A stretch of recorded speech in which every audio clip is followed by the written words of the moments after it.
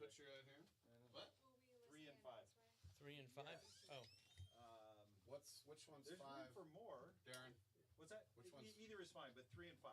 What's 5 mean? That corner. I'm guessing it's here. Okay. Okay, See numbers. I see a 3 right here. Oh, okay. He sees a 3. Do I need to plug this into something and listen, or we just talk like we're not ourselves? taking any calls. Yeah, all right. So there we go. I'm happy to. Do this, then because normally we would talk like this. Yeah, but stay. Rick, you guys can come in if you They're want. just going to do a quick glance at them and then Yeah. get out of your way. Hi. My God. I'm Nelly. Rick Tittle, Nelly, nice to meet you. Nelly, Really? I want to use the cough button. That's just a mute, basically. Yeah.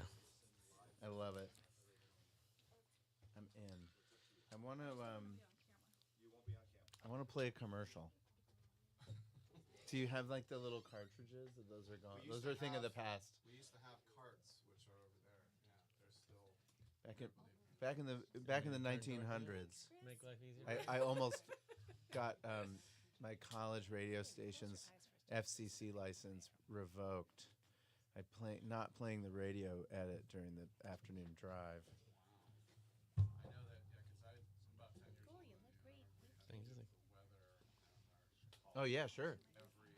Like on the hour or whatever. Yeah. Yeah. I had to say things like, "All this week at McDonald's, the Bacon Ranch McChicken sandwich," and I was really struck by how reading those ads made you put the emphasis on the wrong syllable, and it something about it. I don't know why. Well, that's just the difference between talking and reading commercial. It's very Right. strange. Make Yeah. sure that you Make it Yeah. interesting to say. So, yeah, it's very weird. All right. Can we start? Are you guys good? I'm good. Okay. Just make sure. Let me make sure this doesn't. Are we rolling? I don't see anybody over there. Let me go look. Let me go check. Yeah.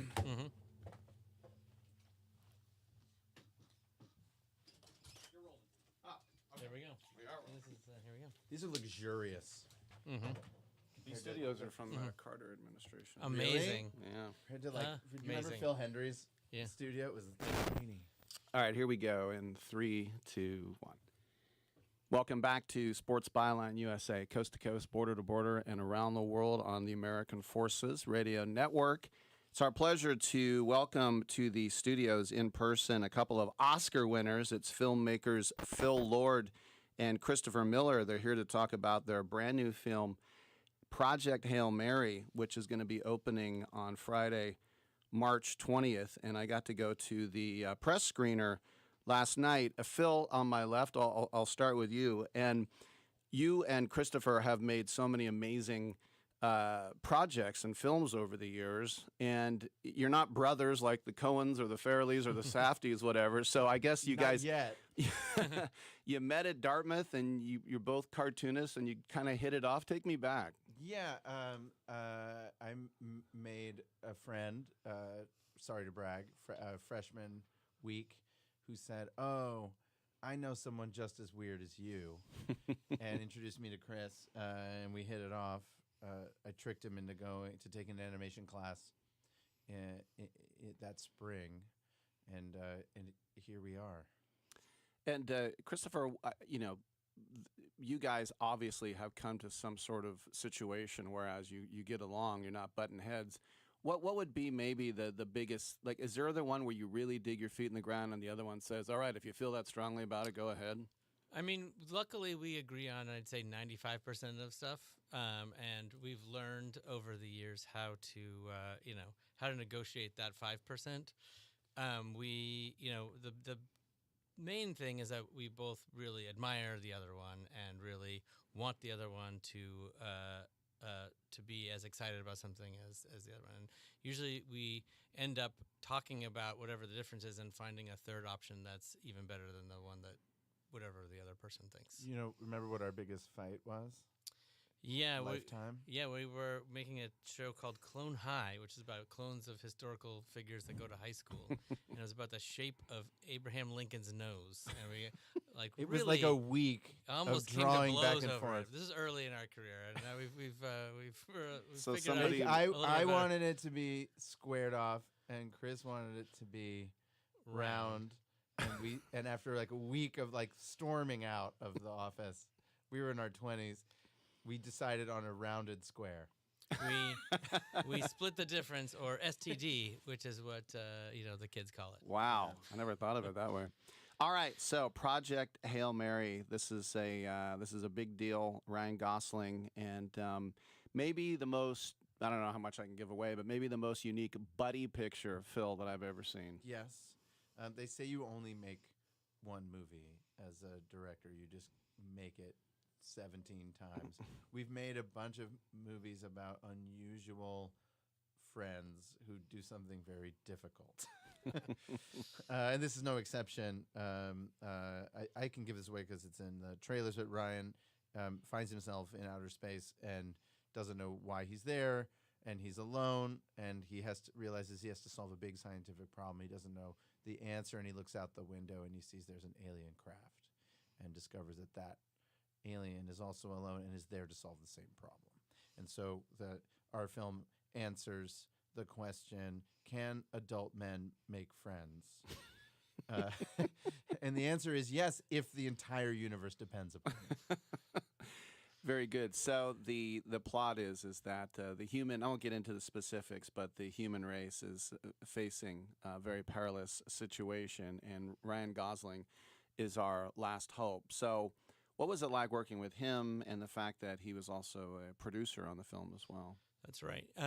What's great about Ryan is that he is relentlessly creative and super thoughtful, and he really connected with this character, Ryland Grace. This is based on a book by Andy Weir, who also wrote The Martian, and so he came in every day with a bunch of ideas and a bunch of thoughts from the beginning when we were working on the outline with our writer Drew Goddard, through the script, through the production. At every phase of it, he is a font of ideas, and that is our favorite type of person to work with, because we love stealing and grabbing every idea from every smart source that we can. That's why we work with really, really talented other heads of departments and things.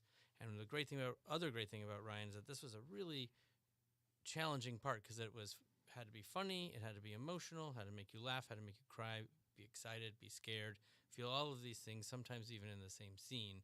And there's very few actors who can do that range in a way that feels honest and real the way that he can. I think normally you'd have to hire like 5 or 6.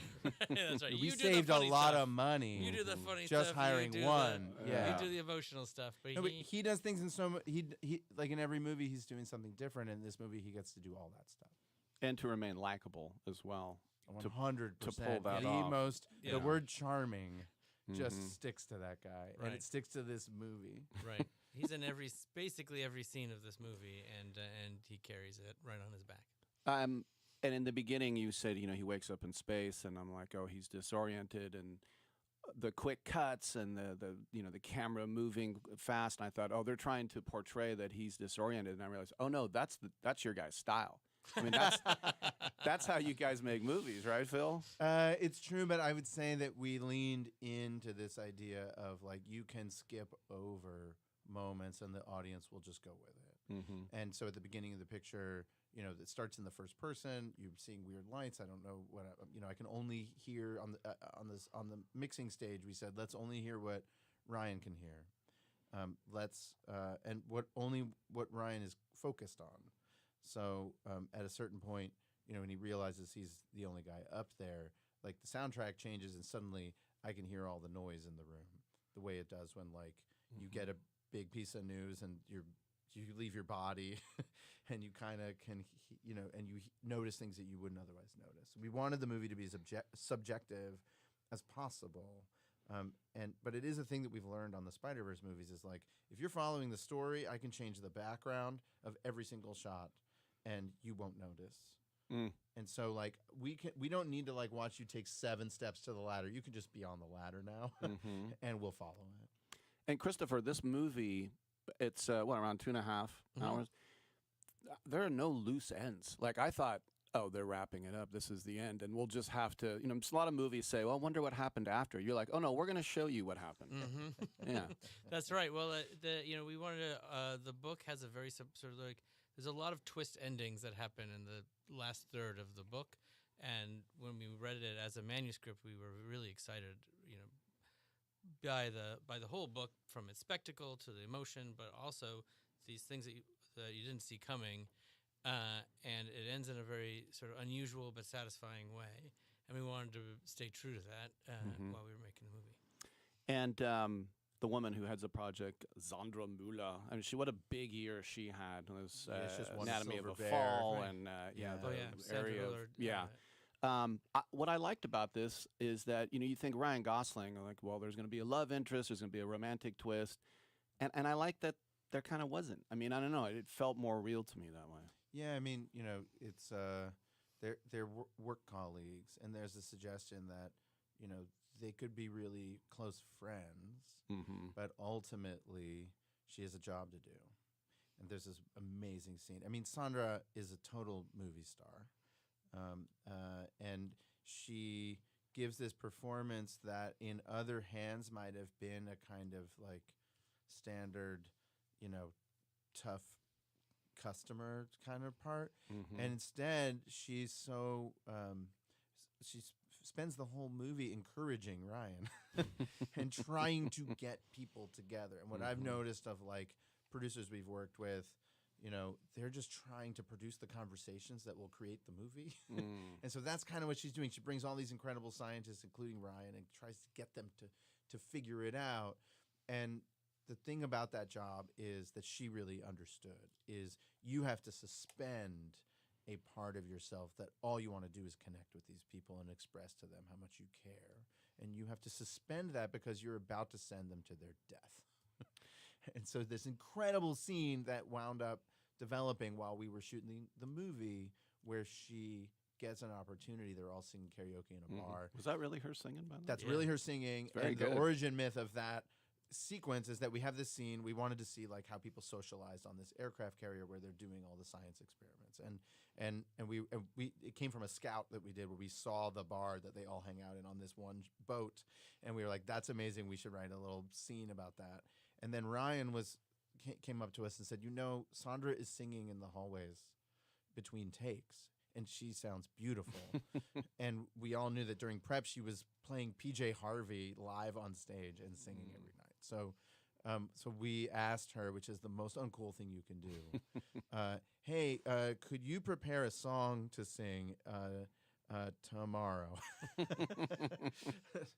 Because we thought, Ryan was like, it's silly that we're not putting her, on a microphone. And so we said, she said, I'll do it, but I get to pick the song. And so began a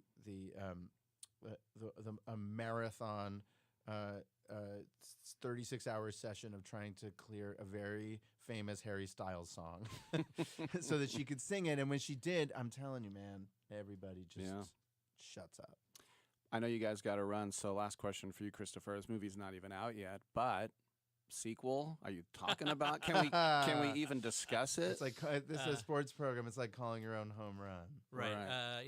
We've been talking to Andy. He's noodling some ideas for a sequel book, and so we'll just wait and see what comes out of his crazy noggin.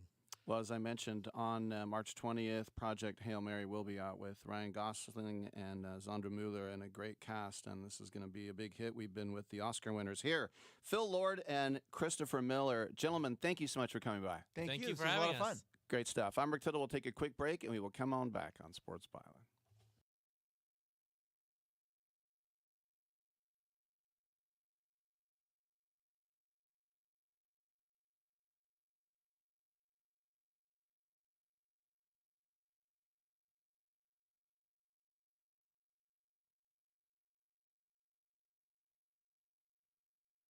Byline USA.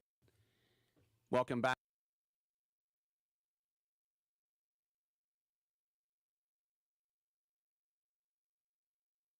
Phil Lord and Christopher Miller. Gentlemen, thank you.